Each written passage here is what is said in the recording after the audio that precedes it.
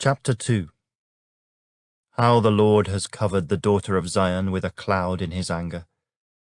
He cast down from heaven to the earth the beauty of Israel, and did not remember his footstool in the day of his anger. The Lord has swallowed up and has not pitied all the dwelling places of Jacob. He has thrown down in his wrath the strongholds of the daughter of Judah. He has brought them down to the ground. He has profaned the kingdom and its princes. He has cut off in fierce anger every horn of Israel. He has drawn back his right hand from before the enemy. He has blazed against Jacob like a flaming fire, devouring all around. Standing like an enemy, he has bent his bow. With his right hand like an adversary, he has slain all who were pleasing to his eye. On the tent of the daughter of Zion, he has poured out his fury like fire. The Lord was like an enemy. He has swallowed up Israel. He has swallowed up all her palaces. He has destroyed her strongholds, and has increased mourning and lamentation in the daughter of Judah. He has done violence to his tabernacle, as if it were a garden. He has destroyed his place of assembly. The Lord has caused the appointed feasts and Sabbaths to be forgotten in Zion. In his burning indignation, he has spurned the king and the priest. The Lord has spurned his altar. He has abandoned his sanctuary. He has given up the walls of her palaces into the hand of the enemy.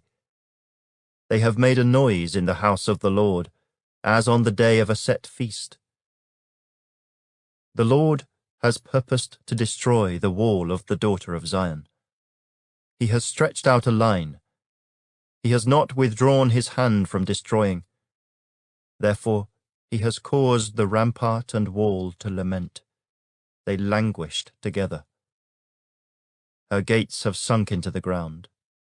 He has destroyed and broken her bars. Her king and her princes are among the nations. The law is no more, and her prophets find no vision from the Lord. The elders of the daughter of Zion sit on the ground and keep silence. They throw dust on their heads and gird themselves with sackcloth. The virgins of Jerusalem bow their heads to the ground. My eyes fail with tears. My heart is troubled. My bile is poured on the ground because of the destruction of the daughter of my people, because the children and the infants faint in the streets of the city. They say to their mothers, "Where is grain and wine?" As they swoon like the wounded in the streets of the city, as their life is poured out in their mother's bosom. How shall I console you? To what shall I liken you, O daughter of Jerusalem? What shall I compare with you, that I may comfort you, O virgin daughter of Zion? For your ruin is spread wide as the sea. Who can heal you? Your prophets have seen for you false and deceptive visions.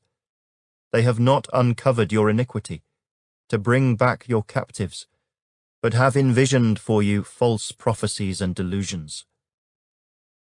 All who pass by clap their hands at you. They hiss and shake their heads at the daughter of Jerusalem.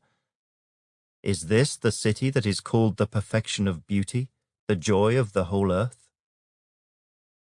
All your enemies have opened their mouth against you. They hiss and gnash their teeth. They say, "We have swallowed her up. Surely this is the day we have waited for. We have found it, we have seen it." The Lord has done what he purposed. He has fulfilled his word, which he commanded in days of old. He has thrown down and has not pitied, and he has caused an enemy to rejoice over you. He has exalted the horn of your adversaries. Their heart cried out to the Lord, "O wall of the daughter of Zion, let tears run down like a river day and night. Give yourself no relief. Give your eyes no rest.